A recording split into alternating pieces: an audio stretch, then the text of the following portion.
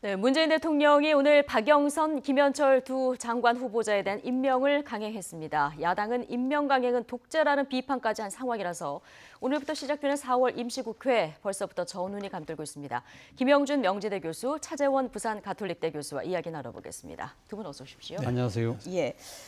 두 장관에 대해서 임명한 결재를 지금 마친 상황입니다. 문재인 대통령이 모레 출국을 하고요. 내일 이제 국무회의를 주재해야 되는데 여기서 상견례 성격의 국무회의를 한다고 하면은 사실 오늘밖에 시간이 없긴 했습니다. 예.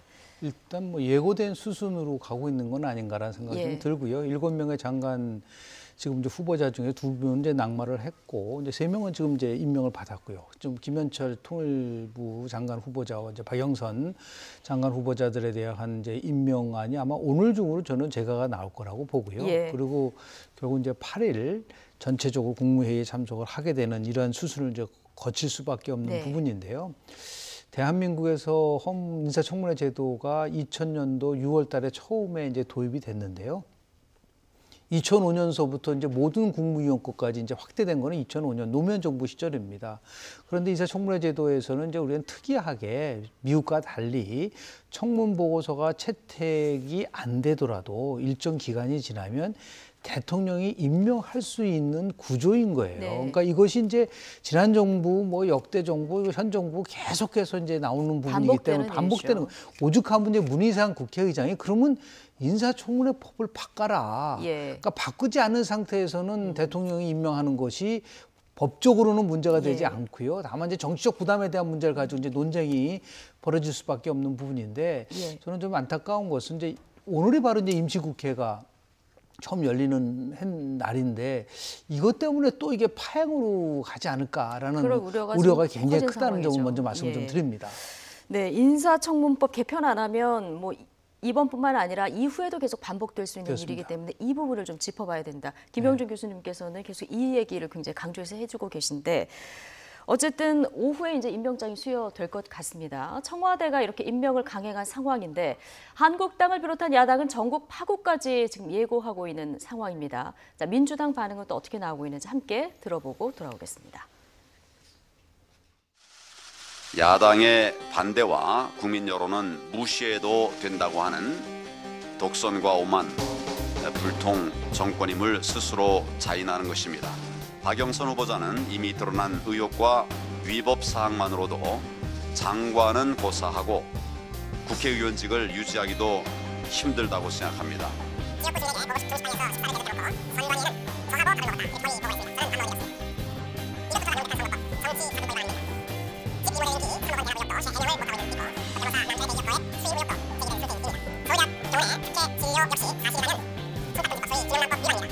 범법자라도 코드만 맞으면 장관이 될 수 있다는 것입니까? 박영선, 김현철 두 장관 후보자에 대한 한국당의 인신 공격이 도를 넘어서고 있습니다. 특히 박영선 후보자에 대해서는 연일 근거 없는 허위 사실을 유포하고 있습니다. 청문회 과정에서 김학의 사건에 대한 한교안 대표의 거짓말을 폭로했다는 이유로 이런 식의 공작 정치를 하는 것은 대단히 치졸한 일입니다. 네, 지금 여야의 반응 한꺼번에 들어보셨는데 좀 여당에서는 도를 넘은 어떤 인신공격이다 이런 얘기를 하고 있고요.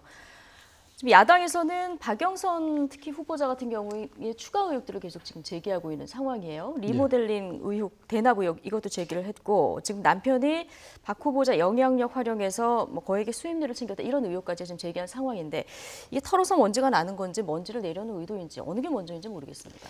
일단 뭐 자유한국당 입장에서 봤을 때는 그 김현철 후보자나 박영선 후보자는 그러니까 지금 그 국무위원이 돼서는 안 된다고 분명히 생각을 하고 있는 것 같습니다. 뭐 김현철 후보자 같은 경우는 상당히 막말 논란도 있지만 또 그 북한 편향적인 정책을 통해서 한미동맹의 건강을 흔들 수 있다는 그런 우려를 갖고 있는 것 같고요. 그리고 박영선 후보자 같은 경우는 여러 가지 이제 도덕적 논란 그리고 여기다가 또 이 실정법을 위반한 의혹이 있다는 겁니다. 그러니까 그 지금 이 정치 자금에 대해서 선관위 신고한 것 자체가 한교안 전 대표하고 같이 밥 먹었다고 했는데 본인은 자신이 그러니까 지금 한교안 대표는 자기가 밥 먹은 적 없다는 거 아닙니까? 뭐 그런 것도 있지만 앞서도 말씀하신 것처럼 지금 박영선 후보자의 배우자가 미국 변호사 자격을 갖고 있는데 여기서 지금 소속이 몸담고 있는 로펌에서 우리나라 대기업들로부터 많은 그 거액의 송사를 그렇게 수임받아서 네. 상당한 수입을 올렸다. 이 과정에서 박영선 후보자가 당시 야당 의원으로서 대기업에 대한 공격을 통해서 결국 남편을 도와준 것이 아니냐 예. 그렇게 보는 야당 것이죠. 의원으로서 목소리를 높이다 보니까 높이다 보니까 그렇게 결과적으로 됐다. 그렇게 됐다는 이야기를 하고 있는 것 같습니다. 여기에 대해서는 지금 민주당은 상당히 이 상당한 명예훼손에 네. 해당될 수 있다. 그런 측면에서는 법적 대응까지 하겠다는 입장이고요. 어쨌든 근데 자유한국당 입장에서는 아마 이 지금 두 후보자의 임명 강행에 대해서는 뭐 지금 결사항쟁이라는 표현까지 쓸고 있습니다. 네. 결사라는 건 말 그대로 죽기를 각오하고 싸우겠다는 뜻인데요. 제가 생각했을 때는 상당히 뭐 그럴 가능성은 거의 없어 보이지만 이 정도로 상당히 이 강고한 의견을 예. 보인 거 있는 것 자체는 아무래도 이 국면 자체가 자유한국당에 있어서는 상당히 불리하지 않은 소재라고 생각하고 있는 것 같아요. 어차피 두 후보자에 대해서는 결정적인 것은 하자는 아니라 하더라도 사실 지금 적폐청산 드라이브를 걸고 있는 문재인 정부 입장에서 보면 상당히 어떻게 보면 내로남불성 임명이 아니냐 예. 그런 측면에서 보면 상당히 정치적으로 명분을 갖고 있다고 생각하고 있는 것 같고 예. 그리고 또 지금 이 두 후보자에 대한 임명 자체에 대한 강한 공격이 오히려 그 보수 지지층을 결집할 수 있고 또 한교안 대표 입장에서는 당의 장악력도 높일 수 있는 양수 겸장의 포석을 놓을 수 있다. 그런 측면에서 저는 뭐 대여 공세의 고비를 늦출 가능성은 거의 없지 않나 생각이 듭니다. 예. 황교안 대표 같은 경우는 박영선 의원 의혹이 뭐 의원직 수행하는 것도 네. 어렵다 뭐 이렇게까지 공격을 하고 있는 상황인데 임명이 돼도 앞으로 국회 출석할 일이 많아서 이렇다 보면은 뭐 앞으로 앞날도 좀 순탄치는 않아 보입니다. 물론 그렇겠죠. 예. 그렇지만 이제 또 대한민국 국회 사정을 보게 되면은 일단 이제 임명이 되기 전하고 후가 조금 온도차는 좀 있어요. 네. 왜냐면 특히 이제 뭐 박영선 의원 같은 뭐 현재 의원인 부분들도 있고요. 그래서 저는 이제 항상 강조를 하지만은 김현철 후보자인 경우는 직무 관련성과 굉장히 연관성이 있다고 저는 보고요. 예. 박영선 의원 같은 경우는 이제 직무 연관성보다는 이제 개인적인 문제를 가지고 지금 이제 공방이 이루어지고 있는 거기 때문에 막상 이제 임명이 되다 보면은 자연스럽게 뭐 이런 경우도 있을 수 있어요. 아예 업무 보고도 받지 않겠다라고 하는 그런 경우도 있을 수 있고요. 더 나가서 뭐 교육부 장관 같은 경우 옛날에 김병준 교육부 장관 같은 네. 뭐 교육부 장관 임명되고 나서 13일 만에 사퇴를 한 적도 있긴 있지만 그런 경우는 뭐 거의 저는 없을 거라고 저는 이제 보는데요. 다만 이제 이런 것들이 이제 반복적으로 나타나면서 오히려 국회 파행으로 갔을 때 국민들이 이제 어떤 각도에서 이 부분을 볼 것이냐. 조금 전에 말씀드린 것처럼 이거를 당에 있어서의 보수 장악이라든지 보수 결집이라든지 당 장악력이라든지 이거는 순수하게 정당적 차원에서만 이제 우리가 접근하는 것이고 그게 아니라 이거 지금 정말 어렵거든요. 그러니까 네. 외교도 어렵고 경제도 어렵고 사회 전반적으로 갈등도 심화되고 그러니까 국회에서 가장 중요한 기능은 갈등을 증폭시키는 것이 아니라 갈등을 조정하는 역할이라고 한다면 저는 이제 자유한국당도 어느 일정한 부분이 가면은 저는 출구 전략을 써야 된다고 좀 봅니다. 한국당도 왜냐하면 출구 전략을 써야 당연히 된다. 써야 돼요. 예. 왜냐하면 이것을 임명 후에는 가지고 또 진짜 계속 상황이 갈 수가 달라지니까. 없어요. 예. 계속 가져가게 되면은 똑같은 식으로 했을 때 정말 국민들은 국회 전반에 관련돼서 부르시는 부분들이 올 수밖에 없는 부분들이 있고 네. 그게 바로 이제 아마 좋은 지혜를 가지고 어떻게든 간에 지금 이제 서로 이제 명분 싸움을 하는 거 아니겠습니까? 이런 속에서 조금 나름대로 국민들은 참 어렵다라는 말씀을 좀 드리고 싶습니다. 네. 한국당이 출구 전략을 마련할지는 좀 봐야 되겠습니다만은 현재까지는 뭐 아닌 것 강력한 뭐 같습니다. 조치를 취할 수밖에 없는 그런 그렇죠. 상황적 요인이 있지만 예. 조금 더 두고 봐야 될 상황이 좀 있다고 좀 봅니다. 예. 어쨌든 지금 문재인 정부 들어서 국회 동의 없이 임명을 강행한 인사를 좀 세봤더니 이번 박영선, 김현철 후보자까지 합치면은 순수 장관급으로만 10명 정도 된다고 합니다. 야당은 불통정부다 이렇게 비판의 수위를 높이고 있는데요. 이 목소리 듣고 오시죠.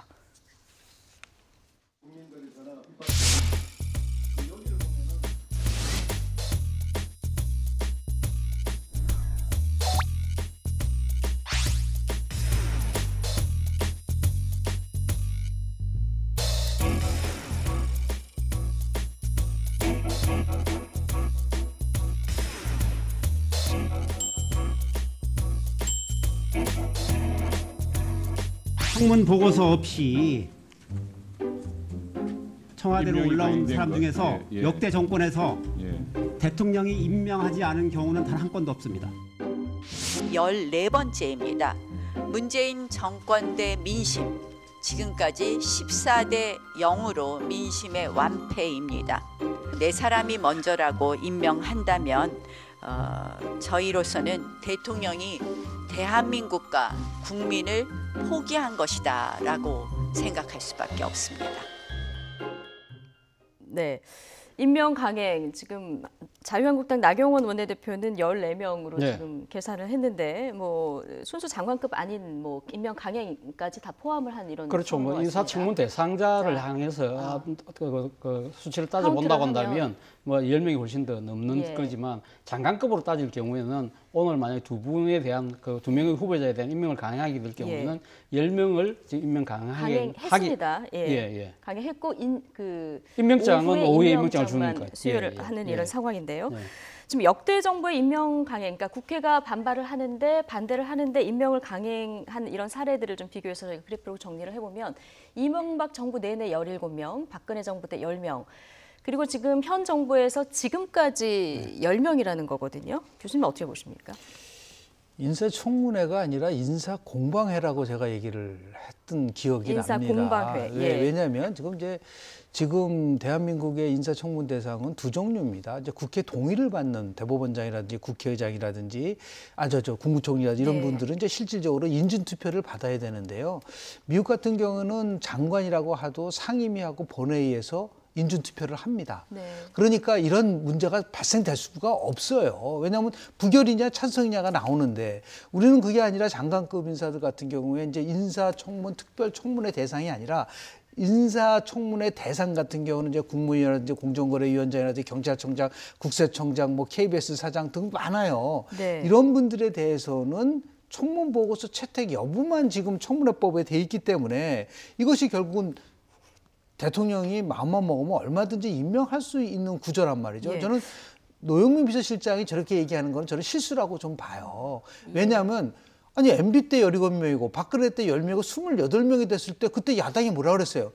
절대로 이거는 옥이고 독선이고 독주라고 얘기를 했는데 지금 와서 뭐 그것은 뭐 당연한 것처럼 얘기를 예. 하다 보니까 이제 서로 이제 충돌될 수밖에 없는 부분들이 나오는 거죠. 예, 그러니까 근데 이것은, 교수님, 네. 보수 진보 정권 할 것 없이 지금 네. 말씀하신 대로 인사청문회가 인사공방회가 네네네. 된다고 말씀하셨는데 그러다 보니까 매번 그 제도를 좀 바꿔보자 이런 얘기 나오거든요. 안 되는 건 왜 그렇습니까? 왜냐하면 이런 부분이 있습니다. 하나는 뭐냐면 결국은 본인들도 예, 과거에 자신들이 전폭적으로 반대 방향에서 얘기를 했었던 부분들이 있는 거가 있는 거고요. 그래서 저는 이제 국회의장은 이럴 바에는 인사청문회법을 바꿔서 청문보고서 채택이 없으면 임명하지 못하게끔 바꾸자라고 하는 것을 저는 우선적으로 해야 될 것 같아요. 그렇지 않고 저렇게 또 공방만 끝나다가 뭐 임명되고 조금 지나고 나서 다시 또 지금 2명의 낙마한 물론 이제 국토교통부 장관은 이제 김현미 장관이 계속해서 예. 할지 안 할지는 모르겠지만 또 이제 계속해서 임명하지 않겠습니까? 네. 이런 일을 반복적으로 나타남에도 불구하고 수정하지 않고 교정하지 않고 그냥 이대로 가져간다는 거는 엄밀하게 따지면 이 국회의원들이 직무유기를 하고 있는 거예요. 좀 더 본질적인 문제. 그래서 저는 오히려 청문 보고서 채택이 안 되면은 뭐 임명할 수 없다라는 그거보다는 미국식으로 저는 상임위에서 인준 투표를 해서 찬성하면은 뭐 임명되는 거고 반대하면은 그거 다 이제 그 인준 투표는 100% 비밀 투표이기 때문에 예. 그런 식으로 저는 좀 법을 바꿨으면 좋겠다는 생각이 좀 근데 듭니다. 이참에 정말 네. 진짜 인사청문회 좀 바꿔보자. 관련해서 예. 인준과 관련해서는요. 지금 이제 우리나라 헌법에 보면 대통령의 임명권을 보장하고 있거든요. 예를 네. 들면 행정부 같은 경우는 거의 전적으로 대통령의 임명권을 보장하고 있다는 겁니다. 물론 예정 요소로 총리 같은 경우는 국회에서 인준 투표를 거치도록 돼 있지만 우리가 헌법을 처음 만들 때 의원 내각제적인 요소를 포함시키면서 이 총리에 대해서는 인준 투표를 그러니까 헌법에 명시하고 있기 때문에 그렇지만 나머지 행정부 인사들에 대해서는 인사청문을 하더라도 거기에 대한 인준 여부를 하는 것은 대통령에 대한 인사권의 제한이라고 보는 겁니다. 그렇기 헌법에서. 때문에 그렇기 네. 때문에 이것은 어떻게 보면 개헌 사항이라는 것이죠. 그렇게 되다 보니까 인사청문회와 관련해서 이걸 인준까지 가는 부분은 개헌까지 가야 되기 때문에 쉽지는 않다. 그렇지만 이번에 그 문희상 의장이 이야기했던 인사청문회법 개정안은 이런 뜻이거든요. 청문 보고서 채택 없이 장관 임명은 못하도록 법 개정을 하자. 그렇다고 한다면 이 대통령의 인사권을 규제를 하지 않지만 국회 의견을 듣지 않고는 임명을 못하도록 실질적으로 제동 장치를 걸자는 겁니다. 그렇기 그렇기 때문에 아마 제 생각에는 문희상 의장의 이러한 이 개정안 자체가 상당히 현실적이고 조금 실현 가능한 포인트가 아닐까 하는 생각인데 문제는 이 지금 이 여야의 입장이 항상 예. 이 지금 그 정권을 담당할 때마다 네. 서로 엇갈린다는 겁니다. 근데 그 부분은 그렇지 않아요. 교수님 왜냐하면 짧게요. 예. 이렇게 되면 장관 임명을 못 합니다. 이렇게 되면 그 생각을 해보세요. 지금 두 명에 대해서 어떤 형태든 간에 보고서 채택이 이루어질 수 있을 거라고 봅니까? 아니기 때문에 저는 이거는 위헌이라고까지 갈 필요도 없다. 그러니까 예. 인사권에 관련돼서 표결하는 것이 오히려 합리적 방법이고 가장 신속한 방법이고 효율적 방법이라는 말씀을 좀 드립니다. 예, 알겠습니다. 이참에 좀 한번 정말 체계적으로 논의가 필요하다 이런 생각은 들고요. 그런데 이번 청와대 장관 후보자 임명 강행을 해야 되냐 말아야 되느냐 여기에 대한 여론조사 결과가 나온 것도 있습니다. 지금 결과적으로 보면은 비등비등한데 찬성이 임명 강행해야 한다가 조금 더 많은데 제가 이게 질문을 어떻게 하느냐 또 답안의 선택지를 어떻게 하느냐에 따라 좀 달라질 수 있기 때문에 그대로 제 질문을 읽어드리겠습니다. 최근 장관 후보자 7명 가운데 2명이 지명 철회되거나 자진 사퇴했고 국회는 일부 장관 후보자에 대한 청문 보고서를 채택하지 않고 있습니다. 청와대는 보고서가 채택되지 않더라도 8일에는 임명을 하겠다는 입장인데 어떻게 생각하십니까? 이게 질문이고요. 1번이 장관의 인사 공백을 최소화하기 위해서 찬성. 이게 1번이고요. 2번이 국회 청문 보고서가 채택되지 않았으므로 반대한다. 이게 2번입니다. 네. 여기에서 1번, 그러니까 찬성이 조금 높은 거죠. 네네. 예. 저 오차범위 내에 있기 때문에 어디가 높다고 볼 수는 없는 부분이라고 보는데요. 저는 이제 설문지를 만들 때 가장 중요한 거는 타당성에 대한 문제와 더불어서 왜곡성 문제가 없어야 된다는 네. 겁니다. 지금 예를 들어서요. 인사 공백을 최소화한다라는 거 문장이 들어가요. 네. 그렇지 않습니까? 원래 정확하게 물어보려면 어떻게 물어봐야 되냐면 청와대가 장관 후보자 청문 보고서 채택 없이 장관으로 임명하는 것에 대해서 찬성하십니까? 반대하십니까? 그렇게 두렵게만 물어봐야 되는 거예요. 단순하게. 단순하게. 그래야 되는데 자꾸만 방향을 주는 거죠. 그러니까 인사 공백을 최소화한다. 아니면은 뭐 예를 들어서 후보자 채택이 안 됐기 때문에 반대한다. 이렇게 되면 조금 뒤에도 뭐 청문 보고서 채택되지 않았으므로 이렇게 또 있습니다. 그러니까 결과가. 처음에 찬성한다고 했을 때 그거를 인사 공백에 대해서 뭐 최소화한다라고 하는데 방향성을 줄 경우에는 조금 어느 정도는 영향이 약간 있을 수 영향을 있다. 받을 수 있는 부분들이 있기 때문에 가장 정확하다고 한다면은 찬성하느냐 반대하느냐 앞에 네. 전혀 방향성을 주지 깔끔하게. 않고 물어보고 예. 그런 것이 좋은데 지금 저거로 보면은 저거는 뭐 정당 투표랑 거의 같아요. 예. 그러니까 한국당을 지지하거나 바른미래당, 야당을 지지한 사람들은 반대. 그리고 바른미래당과 정의당을 지지한 사람은 찬성. 이렇게 나눠지기 때문에 예. 저거가 아주 팽팽하게 맞서다고 있다는 것은 여하튼 간에 저런 조사 결과 때문에 나름대로 이제 지금 야당은 힘을 갖고 이제 반대하는 것이고 오히려 또 청와대는 이런 여론조사를 자체 내에서도 또 하지 않겠습니까? 물론 그러다 하겠죠. 보니까 또 예. 하는데 이제 문제는 뭐냐면 저런 식의 이제 저 여론조사는 거의 정당 투표 성격을 갖고 있기 때문에 예. 저걸 가지고 민심의 전체를 바라보기는 어려울 거라고 저는 보는 것이죠. 알겠습니다. 그런데 오늘 저는 예. 어쨌든 그러니까 이렇게 지금 팽팽하게 의견이 맞서는 것 자체는 결국 야당이 주장한 두 후보자의 결격 사유가 결정적인 하자가 되지 않다고 절반의 국민은 보고 있다는 것이죠. 절반의 소위 말해서 국민은, 예. 이 지금 인사청문 과정을 통해서 이 두 후보자에 대해서 결정적인 한방이 없었다. 그렇다고 한다면 이 지금 견해가 날리는 부분들은 지금 청와대가 이야기하는 대로 지금 책임자에 대해서 뭔가 좀 인사를 하려고 하는데 야당이 국정을 발목 잡는다고 생각하는 그러한 부분들은 진보층은 그렇게 생각하는 것이고요. 예. 그러니까 보수층 입장에서는 진짜 까운데 안 되는 사람인데 정권의 코드하고 맞으니까 무조건 지금 여러 가지 의혹에도 불구하고 네. 그 지금 강행을 하려고 하는 것이 아니냐 그런 식으로 서로의 그러니까 진영 간의 입장에 철저하게 대변을 하고 있는 민심을 보여주고 있는 것이 아닐까. 그 문제는 그 간극을 어떻게 메울 것이냐의 부분인데 여기서 상당히 중간자적인 그 역할을 할 정파가 없다는 것이 참 어떻게 보면 대한민국 현실의 답답한 현실 중에 하나라고 저는 생각이 듭니다. 예. 자, YTN의 오늘 나온 문 대통령 국정수행 평가 지지율로 바로 넘어가겠습니다. 이 지지율을 좀 보여주시면 2주 전에 한번 데드크로스가 왔다가 다시 네. 긍정평가가 높아졌다가 지금 다시 조금 빠지는 뭐 아주 소폭의 변화긴 합니다만 다시 데드크로스가 오는 이런 상황이에요. 어떻게 보십니까, 교수님? 일단은 오늘 조사는 두 가지 함의가 있는데요. 네. 하나는 대통령의 국정운영 지도가 3월 2주서부터 완만하게 상승했었다가 이번 주에 조금 이제 약간 하락하는 모습을 보이고 있다는 게 첫 번째 특징이고요. 예. 왜냐하면 지난주보다 이제 부정이 조금 그래도 0.5%포인트 높게 나왔기 때문에요. 올라갔던 추세가 조금 이제 좀 떨어진다는 것이 첫 번째 특징이고요. 두 번째 특징은 세부적으로 보면 그런데도 불구하고 저렇게 47.3%를 유지하는 동력이 진보층의 결집이 결정적 역할을 하고 있다. 그러니까 지금 저 YTN 리얼미터 조사에 의하면 진보층이 지난주보다 무려 11.1%포인트 긍정률이 높아졌습니다. 예. 그리고 30대에서도 5.0%가 굉장히 높아졌고요. 이런 것들이 나름대로 저렇게 조금 버틸 수 있는 힘이 아닌가라는 생각이 예. 좀 듭니다. 실질적으로 보면은 이제 부산에서도 44.1% 긍정 비율이 나오고 있는데요. 그리고 대구에서도 35.9%로 나오고 있습니다. 그런데 저거는 다른 여론조사 결과와는 조금 추이가 다르다라는 거를 좀 말씀을 좀 드리고요. 예. 거의 비슷한 시기에 조사했었던 한국갤럽은 4월 1일부터 4일까지 1,003명을 조사해서 예. 플러스 마이너스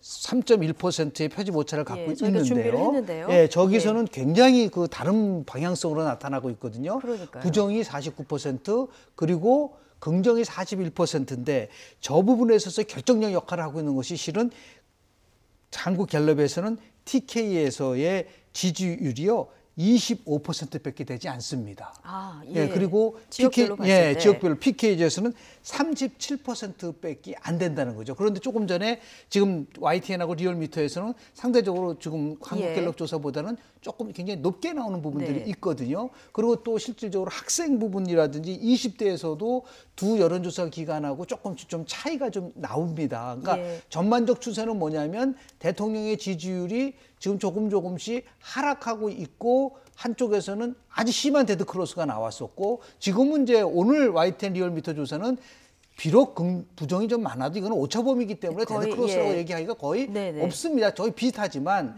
전반적 추세로 봐서는 지금 대통령의 지지율이 낮아지고 있는데 하나 이제 걱정스러운 거는 뭐냐면 조금 전에 보여드렸지만 그래프상 3월 2주째 데드크로스가 나왔단 말이에요. 네. 원래대로 하면 12월 4주째 YTN 리얼미터에서 1차 데드크로스가 나왔고요. 그리고 3월 2주째 2차 데드크로스가 나왔는데 그렇죠. 지금 4월 예. 1주째 3차 데드크로스가 나왔단 말이에요. 그러니까 1차에서 2차로 갈 때는 석 달이 걸렸는데 2차에서 3차로 갈 때는 한 달밖에 안 걸린단 말이에요. 그러니까 예. 이게 너무 빠르게 나타나고 있다. 이 긍정과 부정의 예. 이 부분은 청와대나 정부 여당이 아주 굉장히 관심 있고 집중적으로 이런 추세에 대해서 무거운 마음으로 받아들여야 될 필요가 있다. 그래서 예. 결국 뭐냐면 경제 문제를 포함해서 지금 안보 문제 등등 여러 가지 지금 사회적인 갈등 문제 이 문제를 어떻게 나름대로 해결할 것이냐에 대한 좀 나름대로 예. 언론적인 것이 아니라 좀 대표적인 새로운 정책적 사항을 통해서 경제를 살릴 수 있는 그런 모멘텀을 만들지 않으면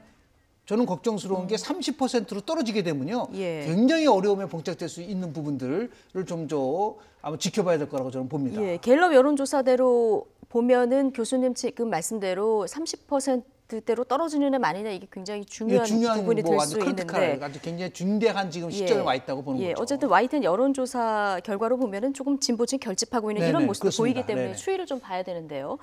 차 교수님, 그런데 40% 초반 성적표가 한번 나왔기 때문에 네. 이 가장 큰 원인은 뭐라고 보십니까? 아무래도 뭐 최근에 그 논란을 빚었던 그 청와대 대변인의 부동산 투기고 네. 그리고 우리가 오늘 계속적으로 이야기하고 있습니다만은 2기 내각 구성과 관련된 인사 그 장관 문제. 후보자들의 인사 문제 이 부분에 대해서 그러니까 집권 세력이 오만 불통 이러한 부분들에 대한 비판 여론이 증가한 것이 아마 결정적인 요소가 아닐까 하는 예. 생각인데요. 전체적으로 봤을 때는 제가 생각했을 때는 집권 세력에 대한 지지율 자체가 전반적으로 하락 국면이 있는 것은 분명해 보입니다. 그러나 또 한편의 흐름은 그러한 우려 때문에 상당히 진보층이 결집하고 있다. 그렇다고 한다면 진보와 그 보수의 이 양 지지층이 결집하면서 상당하게 팽팽한 국면을 갖고 가고 있는데 앞으로 관건은 결국은 경제 실적에 대해서 과연 지금 이 지켜보고 있는 일반 국민들의 여론이 어느 쪽으로 기울 것이냐가 하나의 균형한 예. 하나의 저울추가 되지 않을까 하는 생각이 듭니다. 예, 뭐 정당 지지율을 보면은 큰 변화가 없는 네. 이런 상황입니다. 국민들이 이제 지켜보고 있는 이런 상황인데 내년에 바로 총선이 있는 이런 상황입니다. 이번에 그런데 재보선 보면은 민주당 사실 조금 현실로 들어가 보면 정의당하고 후보를 단일화했습니다만은 그건 정의당 후보였고요. 보면 5곳 선거구에서 민주당 자체로만은 한석도 없었기 그렇습니다. 때문에 사실 어떻게 보면 발등에 불이 떨어진 이런 상황이기도 한데 그러다 보니까 지금 탁현민 대통령 행사자문위원회 민주당 홍보위원으로 들어온다. 이런 얘기가 지금 나오고 있어요. 엄밀하게 따지면 예. 4.13 재보선은 여당이 패배한 거예요. 그러니까 단 한 곳도 일단 후보를 못 냈을 뿐만 아니라 네. 더 나가서 단일화를 했음에도 불구하고 표차가 굉장히 좁혀졌지 않습니까? 그런데 지금 제가 이제 걱정하는 거는 뭐냐면 역대 정부에서 이 지지율이 떨어질 때 가장 근접해서 가장 큰 요인 중에 하나 뭐냐면 청와대가 집권당을 지배할 때 나타나는 현상들입니다. 예. 그러니까 수직적 관계가 너무 강화되다 보면 숨을 못 쉬는 거예요. 그러니까 저는 오히려 이해찬 대표 체제가 반대라고 생각을 했거든요. 예. 굉장히 바른 소리도 하고 강한 할 소리 리더십을 하고. 통해서 결국 집권당이 뭐 청와대라든지 대통령한테 쓴소리 좀 하면은 일종의 국민들이 잘한다고 하면서 나름대로 이렇게 선전할 수 있을 건데 제가 볼 때는 그 부분이 굉장히 좀 멀어져 가고 있는 것 같아요. 예. 오히려. 그런데 지금 보십시오. 양정철 또 뭐 예를 들어 백원우 지금은 탁현민 전부 다 대통령의 최측근인 사람이 예를 들어서 정책연구원을 해서 요직을 예. 맡고 있고 홍보위원장을 맡은다고 한다면 두 가지 있는 거죠. 혹시 공천에 개입하는 거 아니야? 청와대가? 이런 의심을 가질 수 있는 부분들이 있고요. 오해를 받을 수 있는 부분이 있다. 두 번째는 뭐냐면 그렇게 되면은 지금 집권당이 청와대에게 굉장히 종속된 상태로서 계속 가져간다 보면은 현재에 반등할 수 있는 요인이 없단 말이죠. 거꾸로 가야 되는 것이죠. 네. 아무리 뭐 탁현민 나름대로 행정관이 실력이 있고 의미 있다가 한다 하더라도 제가 볼 때는 그걸 홍보위원장으로 지금 영입한다는 그런 물론 그 확인된 사실은 아니지만 예, 그렇다고 부인하고 한다면 있습니다. 아직 결정된 건 없다. 저는 이렇게 얘기를 하고 바람직하지 있어요. 않다고 봅니다. 바람직하지 오히려 않다. 예. 훨씬 더 그 정말 전문성이 있다고 있는 사람들도 주변에 많거든요. 예. 이렇게 모든 대통령의 최측근 인사가 당에 포진해서 끌고 가려고 한다는 것은 저는 큰 틀 속에서 보면 결코 바람직한 방향은 아니다라는 네. 말씀을 좀 드립니다. 예, 뭐 야당은 야당대로 또 지금 바빠진 상황입니다. 지금 보수 확장을 해야 되는데 어느 쪽으로 해야 되느냐 이 부분에 좀 고민이 깊은 것 같은데 창원 성산에서 사실 504표 차이로 지지 않았습니까? 이러다 보니까 나경원 원내대표가 대한애국당 표만 가져갔어도 이런 얘기를 했습니다. 예, 뭐 산술적으로 계산하면 창원 성산에서 504표 차로 졌지 않습니까? 그래서 지난번 창원 성산에서 대한애국당 후보가 상당히 좀 보수적인 후보라고 한다면 예. 그렇다면 거기 한 860표 정도 되니까 그 표만 갖고 온다고 한다면 산술적으로 이길 수 있다. 예. 그런 차원에서 본다고 한다면 우파가 통합해야만 내년 다음 선거에서 승리할 수 있다는 것이 교훈이다. 예. 뭐 그렇게 이야기할 수는 있습니다. 그러나 과연 그렇게 산술적 계산이 항상 정치에 적용되는 것은 또 아니거든요. 사실 아니, 거기다 또 대한애국당 그 선거 기간 동안에 예. 그 현수막 있잖아요. 예. 이거 저희가 준비를 했으면 좀 보여드릴 텐데 대한애국당이 현수막에 뭐라고 썼냐면 문재인 정부도 심판을 하지만 예. 비겁한 자유한국당을 심판하지 이게 표에 들어가 있거든요. 그렇죠. 바로 그렇기 때문에 지금 우파 통합을 예. 그러니까 지금 자유한국당 지도부는 이야기하고 있지만 거기에 넘어야 될 벽이 상당히 많다는 겁니다. 지금 당장 첫 번째 넘어야 될 벽은 결국 대상인 거죠. 그럼 누구를 상대로 그러면 지금 보수 통합을 할 것이냐인데 말씀하신 것처럼 대한애국당이라고 한다면 대한애국당이 내거는 조건이 소위 말해서 탄핵 5적에 대해서 네. 청산을 하라는 거 아닙니까? 거기에 되면 지금 자유한국당에 몸담고 있는 김무성 전 대표를 비롯한 그리고 또 홍준표 전 대표 그리고 지금 바른미래당에 있는 유승민 의원까지 절대 안 된다는 이야기지 않습니까? 예. 그리고 상대적으로 지금 또 지금 대한애국당 말고 바른미래당의 새누리당 계열 유승민 의원을 비롯한 이 바른정당 출신들을 껴안으려고 할 때 과연 유승민 의원 입장에서는 그럼 대한애국당하고 손잡는 자유한국당하고 또 손잡을 것이냐 네. 부분이 있는 것이고 또 하나는 과거의 문제가 있는 것이죠. 그러니까 지금 지난번 박근혜 당시 대통령에 대한 탄핵과 관련해서 여기에 대해서 지금 그 친박들 입장에서는 지금 유승민 의원을 비롯해서 지금 바른미래당에 갔다 오신 분들, 계신 분들, 이런 분들은 일종의 배신자적으로 지금 이 낙인을 찍고 있는 거 아닙니까? 예. 이 부분에 대해서 서로 의견차가 어떻게 될 것이냐. 그리고 또 노선에 대한 의견차도 상당히 정립해야 될 필요가 있는데 지금 당 지도부나 조금 대한애국당을 비롯한 분들은 예. 상당히 강성 우파의 목소리를 내고 있다고 한다면 당내 비주류 그리고 또 지금 바른미래당에 계신 분들 같은 경우는 중도 외연 확장을 이야기하고 있다는 겁니다. 그러니까요. 이 세 가지의 벽을 어떻게 넘어서느냐에 넘지를 못한다고 한다면 과연 우파 통합이 될 것이냐 이런 부분들에 대한 전망이 엇갈리는 대목이 바로 거기에 있다고 예, 볼 수 있겠습니다. 굉장히 복잡한 상황인데 그렇다면 바른미래당 상황은 지금 어떨까요?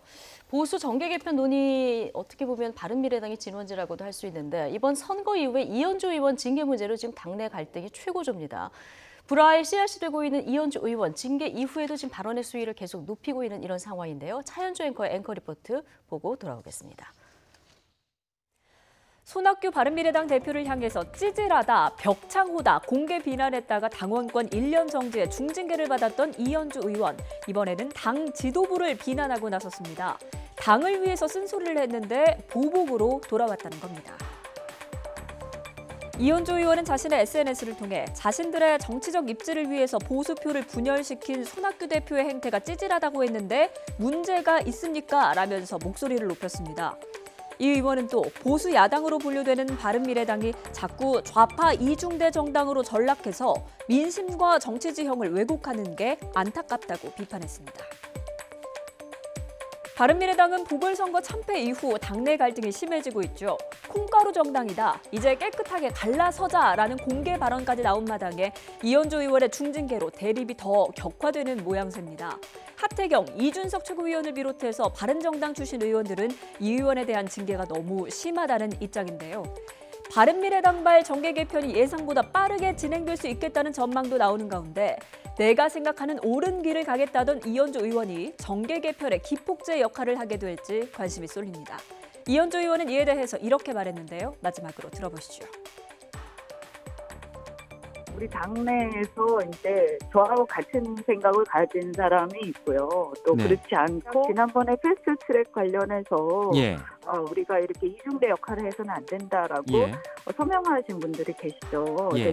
대충 거기서 뭐 플러스 한두 명이 아닐까라고 생각을 하고요. 예. 그래서 또 이렇게 의견 지금 당장 탈당보다는 일단 당내 투쟁을 좀 해서 예. 주도권을 회복을 한 다음에 예. 뭐 당대당 통합을 하자 이런 생각 저는 굉장히 어려울 것이다라고 보지만 예. 그러나 이제 뭐 그런 부분도 이제 네.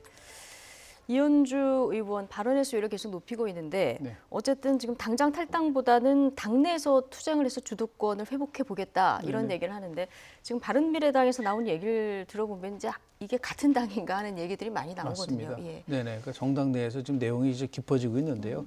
저걸 보면서 이제 안철수 전 대표의 복귀가 임박했구나라는 생각이 좀 듭니다. 안철수 전 대표. 네네. 왜냐하면 어차피 지금 같이 갈 수가 없어요. 예. 저 상황 속에서 보면 뭐 오죽하면 뭐 그 안에서 내용 가서 갈 사람은 가자, 뭐 분리했으면 분리하자고 얘기가 나오는데 자꾸만 저렇게 이현주 의원을 징계를 하니까 이현주 의원으로 하여금 나갈 수밖에 없는 명분을 자꾸만 스스로 이 바른미래당에서 주고 있는 것 같아요. 명분을 주는 거죠. 그래서 저는 저렇게 왜 1년 당원권 정지라는 거는 결국은 엄밀하게 따지면 내년이 총선이기 때문에요. 저건 제명한 거랑 똑같은 효과가 있는 거예요. 그러니까 바른미래당으로는 나갈 수가 거의 없는 상황이 되기 때문에 그렇죠. 그렇다면 자연스럽게 본인이 나갈 수밖에 없게끔 밀어서 나갔다라는 것을 주는 부분들이 있는 부분들이 있기 때문에요.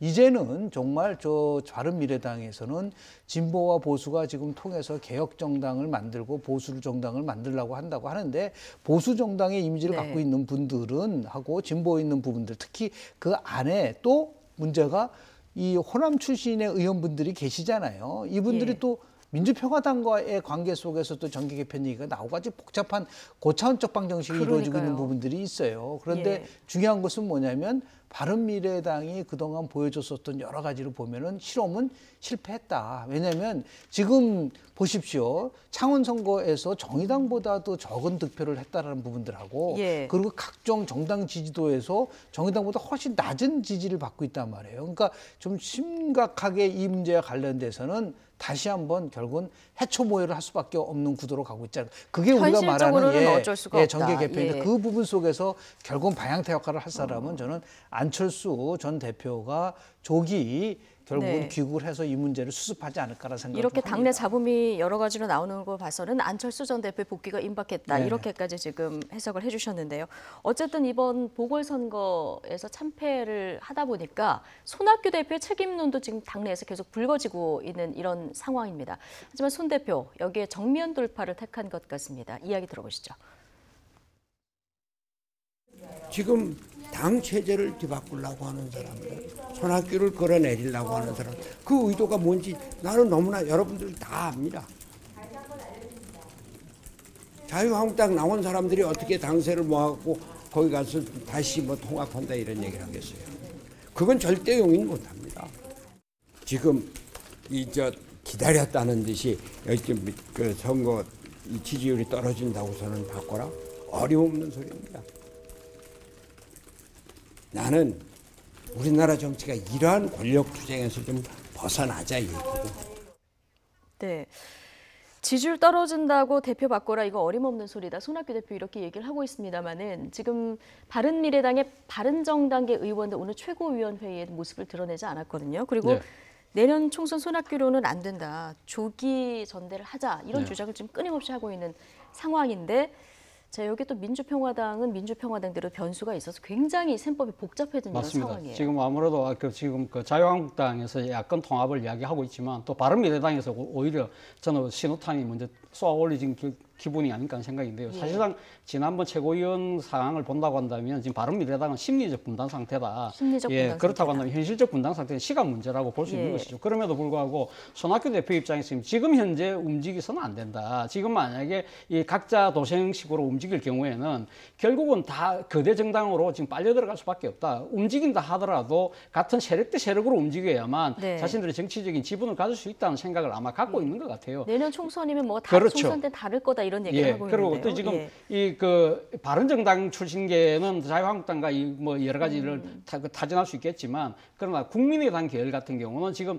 국민의당 계열이면서도 지난번 통합 때 같이 하지 않았던 민주평화당하고 지금 지역적 기반이 호남이 겹치다 보니까 아마 제3지대로는 이야기를 하고 있는 것 같습니다만 예. 그거조차도 제가 생각했을 때는 만약에 내년 총선 자체가 이 지금 자유한국당과 민주당의 거대 양당 대결 구도로 간다고 한다면 제3지대가 과연 살아남을 수 있을까조차도 상당히 걱정스러운 상황입니다. 예, 앞서 저희가 박주선 의원 연결을 해봤었는데 뭐 민평당에서 같이 하자 이런 연락은 온다고 합니다. 그런데 이거는 당대당 통합은 아니다 이렇게 선을 그었는데 이미 한번 실험을 했는데 이게 제3지대에서의 어떤 대한정당이 또 성공을 할 수 있을지 이거는 지켜봐야 될 것 같습니다. 지금까지 김영준 명지대 교수, 차재원 부산 가톨릭대 교수 두 분과 이야기 나눠봤습니다. 고맙습니다.